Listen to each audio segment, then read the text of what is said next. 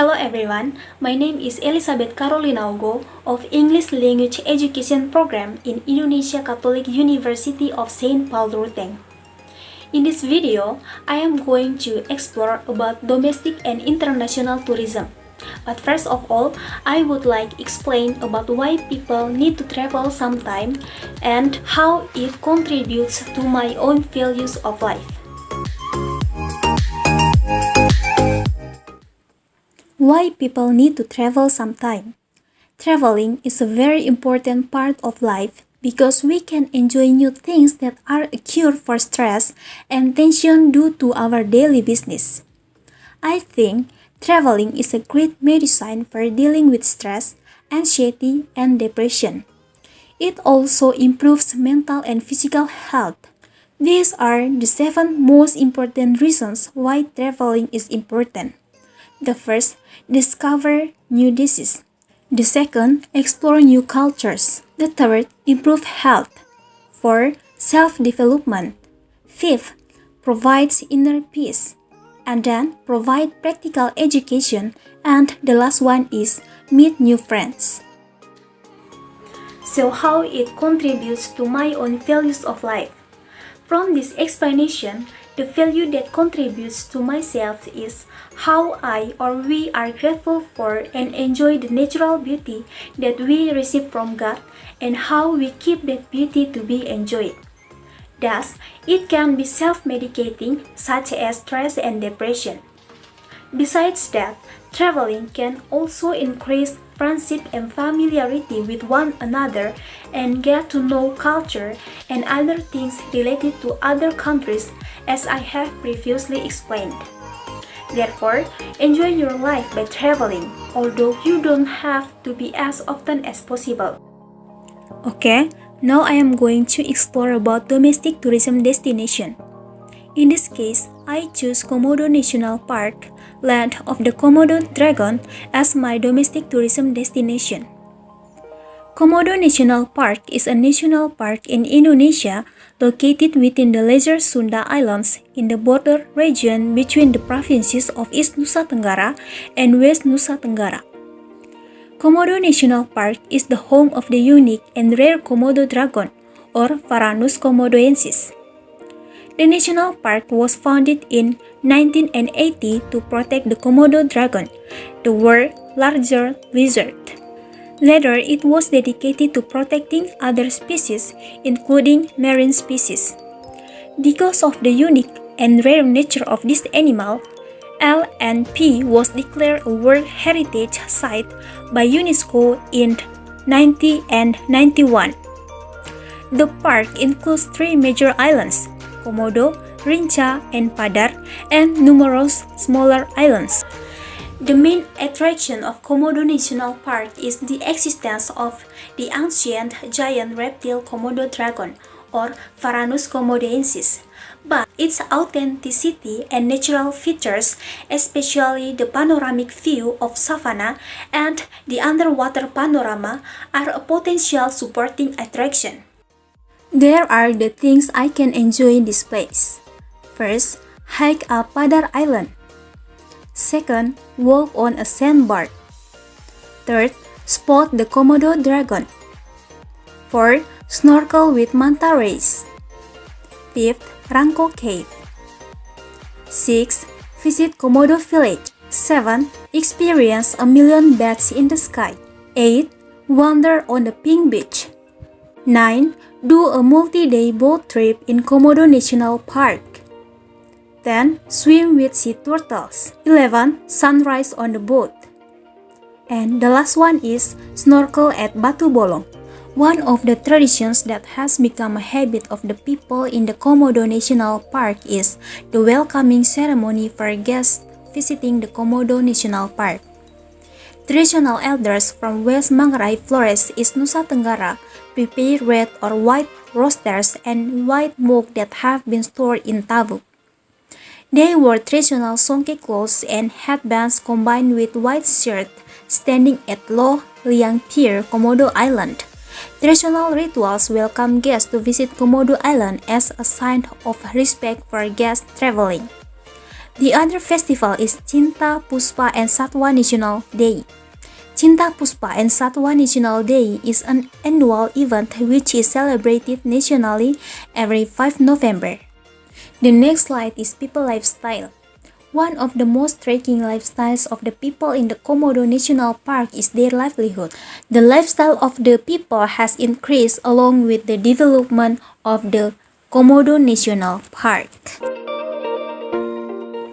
So how to get there? From Labuan Bajo. The only way to reach Komodo Island from Labuan Bajo is by boat. The boat trip usually takes about 2 hours. There are the way to get there. The first by air and the second by water. So how much it costs to get there? Komodo is one of the national parks with the most types of entrance tickets in Indonesia. There are entrance tickets, trekking tickets, wildlife observation tickets, boat tickets, ranger fees for trekking on Komodo Island and Rinca Island. Here is the detail of the tickets fee. First, entrance ticket fee for visitors to the Komodo National Park. For entrance tickets to the Komodo National Park are different on the weekend and weekday. The entrance ticket 150,000 rupiah on weekday and 225,000 rupiah on weekend. Okay, for the detailed information about both entrance ticket fee, you can see in my slide. The destination during the COVID-19 pandemic in Komodo National Park.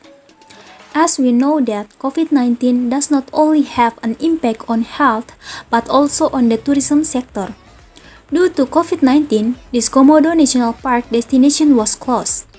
There are no tourism activities carried out there, so that the income of the community and region is reduced. The Komodo National Park has been closed from March 22nd to May 29, 2020 to support the central government's policy of large-scale social distancing measures imposed following announcement of the country's first confirmed COVID-19 cases on March 2, 2020. All diving operations in Komodo Island and Labuan Bajo in West Manggarai District is Nusa Tenggara Province closed since no tourists had visited the two destinations owing the coronavirus outbreak. In this case, to restore community and regional income, the government is trying to reopen tourism activities in the Komodo National Park area according to health protocols. Now I am going to explore about international tourism. In this case, I choose Spain as my international tourism. Tourism in Spain is the third major contributor to national economic life after the industrial and the business or banking sector, contributing about 10 up to 11% of Spain's GDP. The country has been a popular destination for summer holidays, especially with large numbers of tourists from the United Kingdom, Ireland, France, Germany, Italy, the Benelux, and the United States, among others. Here is a look at the top tourist attraction in Spain. The first, Alhambra. The second is Mezquita of Cordoba. Third, El Escorial. Fourth, Sagrada Familia. Fifth, Ibiza. Sixth, Cuenca. Seventh, Aqueduct of Segovia. Eighth, La Concha. The last one is Palacio. The events in Spain. Spanish pueblos from hamlets to large cities and many neighborhoods within population centers all have patron saints, each of whose days occasions a public festival or fiesta. But in this case, one of the tourism events in Pamplona, Spain is running of the bulls. The main thing of this festival is El Encierro, the running in front of a dozen bulls that have been let loose on the course of the town's streets. People lifestyle. Spain remains the most popular destination for British tourists and expats. The climate is a major draw, but the beaches, excellent food and drink, Friendly Spanish people, laid-back lifestyle, culture, and historic cities add to its attractiveness. Spain has a long history and this has impacted their culture. These are the people lifestyle in Spain. First, culture. Second, religion and beliefs in Spain. The third, language. Fourth, family. Fifth, sport. Sixth, cuisine. 7. Tipping. How to get there? Public transport has come along in leaps and bounds in recent years, with high-speed trains, internal flights, and bus services being some of the easiest ways to get around. There are the way how to get there. First, traveling by plane. The second, traveling by train. The third, traveling by bus. And the last one is traveling by car. Destination during the COVID-19 pandemic. In the early 2020, the country halted its tourism industry following the spread of coronavirus. Even as of May 2020, the country has not specified any fixed date for reopening to foreign tourists, but has mentioned hotspots like Balearic and Canary Islands to be the first to open.